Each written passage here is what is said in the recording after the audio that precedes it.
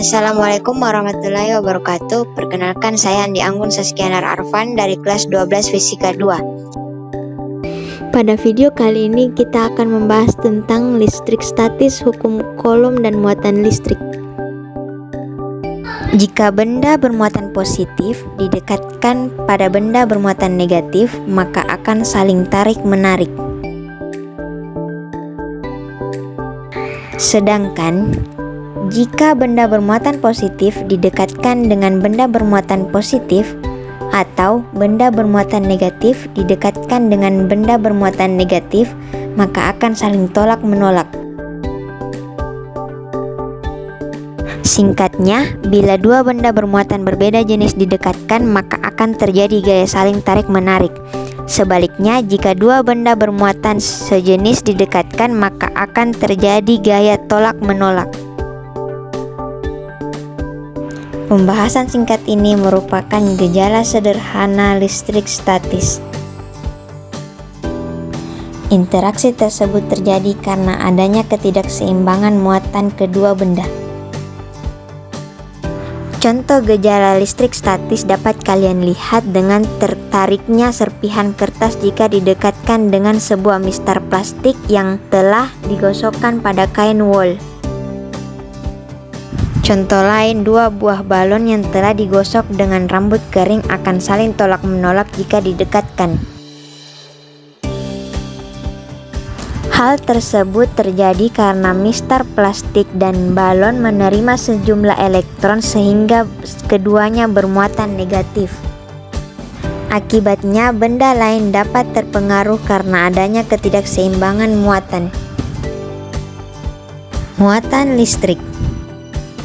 Partikel subatom yang bermuatan listrik negatif disebut dengan elektron, sedangkan partikel subatom yang bermuatan listrik positif disebut dengan proton.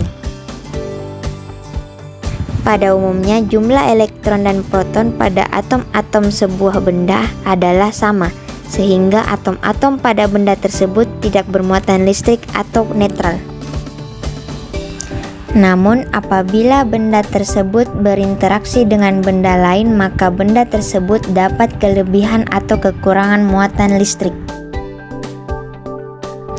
Gaya Coulomb. Gaya Coulomb adalah gaya elektrostatik yang menyebabkan adanya interaksi tarik-menarik atau tolak-menolak pada beberapa benda bermuatan listrik yang saling didekatkan.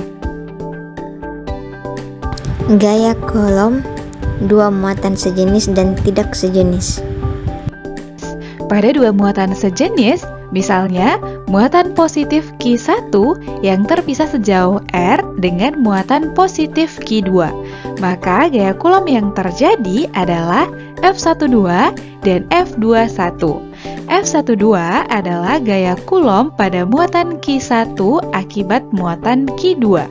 Dan F21 adalah gaya Coulomb pada muatan Q2 akibat muatan Q1.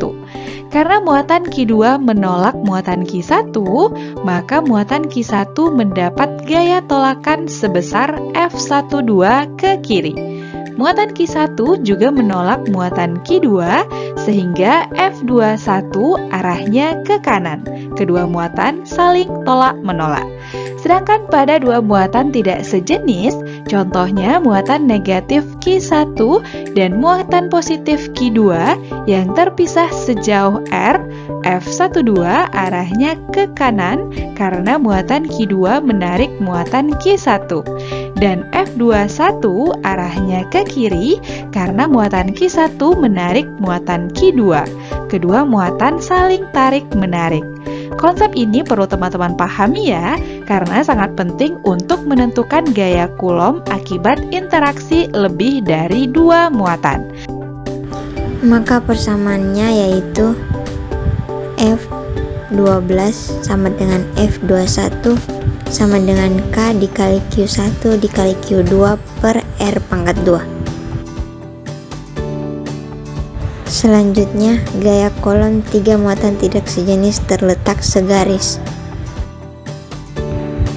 Q1 berada pada titik A dan Q2 berada pada titik B. dan Q3 berada pada titik C yang berada di antara titik A dan titik B. Jarak titik A ke titik C ditandai oleh R1 dan jarak titik C ke titik B ditandai oleh R2. Selanjutnya kita gambarkan F31 dan F32. Karena muatan Q1 menolak muatan Q3, maka F31 mengarah ke kanan. F32 mengarah ke kanan karena muatan Q2 menarik muatan Q3. Akan menghasilkan persamaan F3 sama dengan F31 ditambah F32 sama dengan K Q3 Q1 per R1 pangkat 2 ditambah K Q3 Q2 per R2 pangkat 2. Dengan ini kita dapat menentukan gaya kolom 3 muatan tidak sejenis terletak segaris.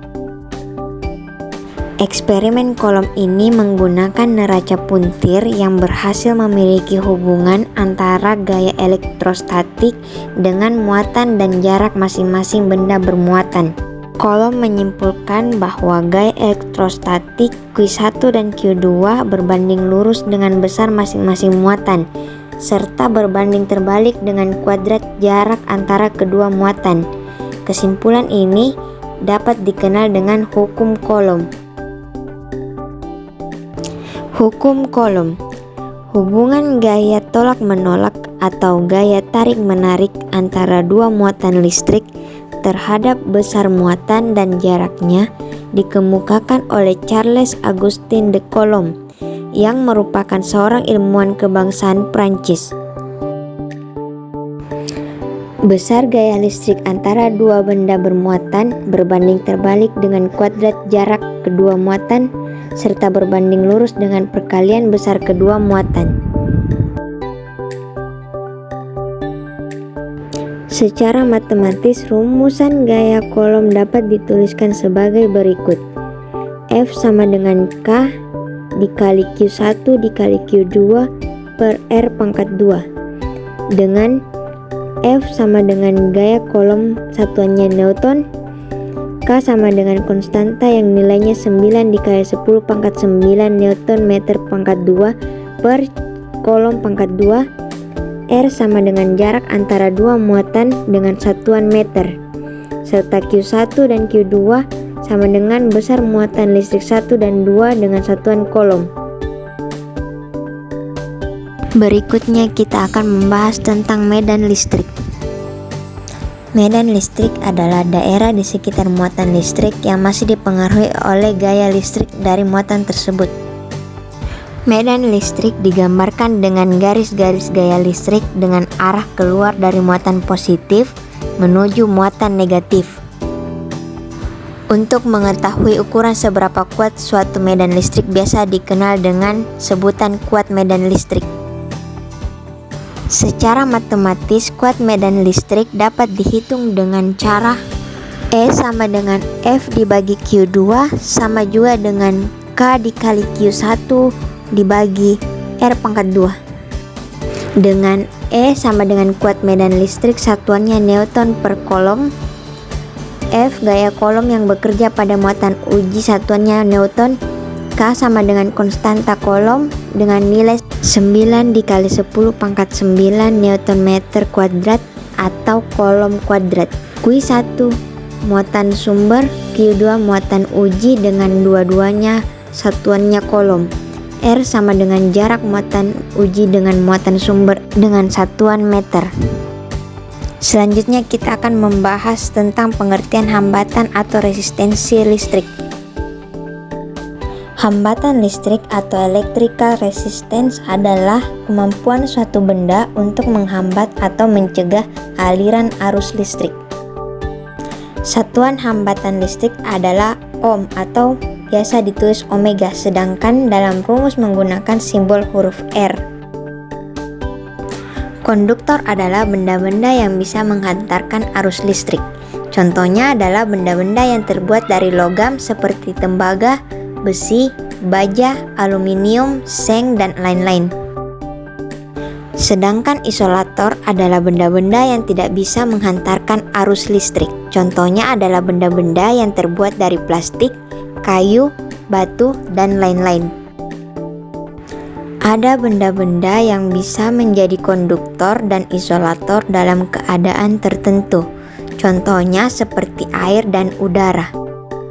Setiap bahan penghantar atau konduktor memiliki sifat yang menghambat arus listrik. Besaran hambatan listrik pada konduktor dipengaruhi oleh: pertama, ada jenis bahan.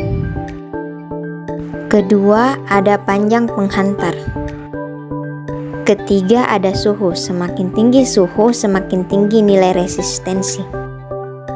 Dan yang keempat atau terakhir, ada luas penampang. Rangkaian seri adalah suatu rangkaian yang menghubungkan hambatan secara seri, di mana output dari suatu hambatan itu menjadi input bagi hambatan yang lainnya.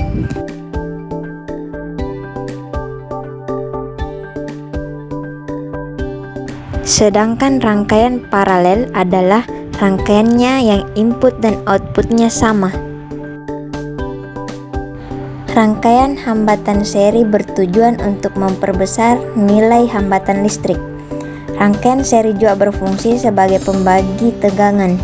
Tegangan di setiap hambatan akan berbeda, tetapi jika dijumlahkan akan sama dengan tegangan di sumber listrik. Rangkaian hambatan seri mempunyai kelebihan dan kekurangan. Kelebihannya yaitu dapat menghemat biaya karena hanya menggunakan sedikit kabel. Contohnya adalah lampu hiasan di pohon. Sedangkan kelemahannya yaitu apabila salah satu lampu tidak berfungsi atau rusak, maka komponen yang lain tidak dapat berfungsi. Rangkaian hambatan paralel berfungsi sebagai pembagi arus. Arus di setiap hambatan akan berbeda, tetapi jika dijumlahkan akan sama dengan arus di sumber listrik. Yang pertama adalah hukum Ohm.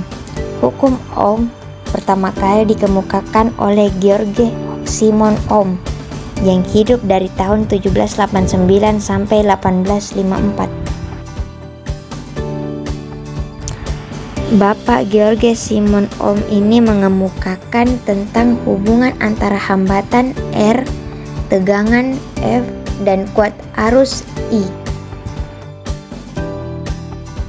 Hukum Ohm ini menjelaskan tentang hubungan antara hambatan, tegangan, dan kuat arus. Pada hukum Ohm ini menyatakan tentang kuat arus dalam suatu rangkaian sebanding dengan tegangan pada ujung-ujung rangkaian dan berbanding terbalik dengan hambatan rangkaian. Secara matematika dapat ditulis I sebanding dengan F atau I sebanding dengan 1/R.